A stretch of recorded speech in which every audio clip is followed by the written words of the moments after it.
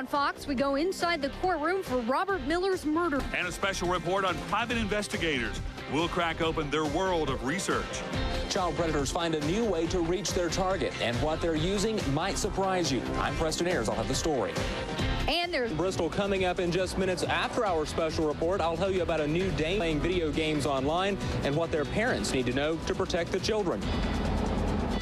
it's about keeping your children safe from child predators. Criminals are stalking kids through online video game sites, in particular those that offer video messaging and chat.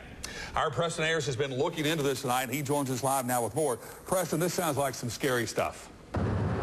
It is, PJ, and many parents keep track of where their kids are going, who their friends are, what type of video games they are playing, and now police are warning that parents need to track who their kids are playing against online. That's because the person on the end is often not who they think they are. Now that many sites are offering the chats between players, child predators are using the open communication as a way of finding their victims. One game site updated just today. The release opens the chat between players and people who are not even playing the game. It's a 40, 35-year-old men and women versus your 14 or 15-year-old boy or girl. There's not really a match.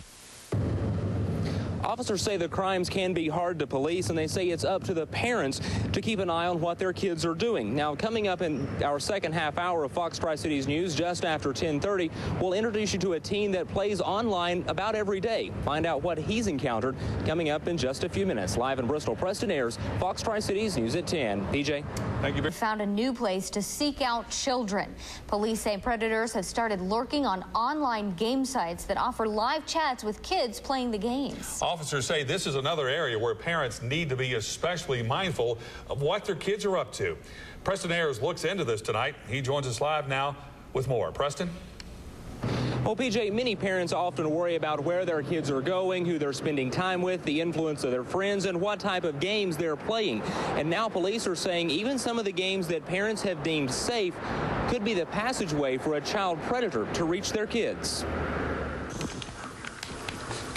One of Colton Begley's favorite hobbies is playing video games, spending at least a couple of hours at the controls every day, many times competing online with players from around the world. People from other countries and from the United States, everywhere. Online gaming is popular, but one feature that's now available on some sites like Xbox Live is alarming to police. It's the live video chat. Through this headset, Colton talks with players from who knows where.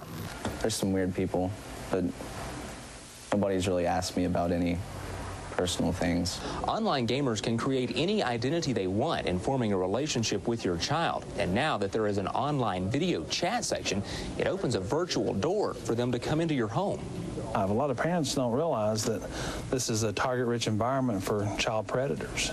Sam Phillips investigates child predator cases. He says this new way of approaching children is alarming, saying it often pits the intentions of an adult against the trust of someone less than half their age. Because a lot of times what the child predators will do is they'll get the child to do something that might be embarrassing to them and then use that against them. Officers say the best prevention comes from parenting. He's begged me to put it in his bedroom, the computer, and I won't. I keep it in the den. And Colton says he has no intentions of talking with anyone that makes him uncomfortable. Probably just say get lost.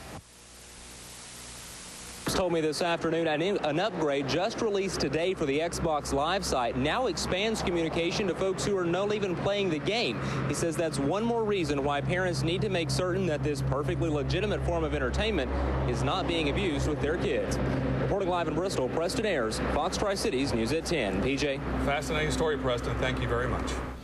Day 3.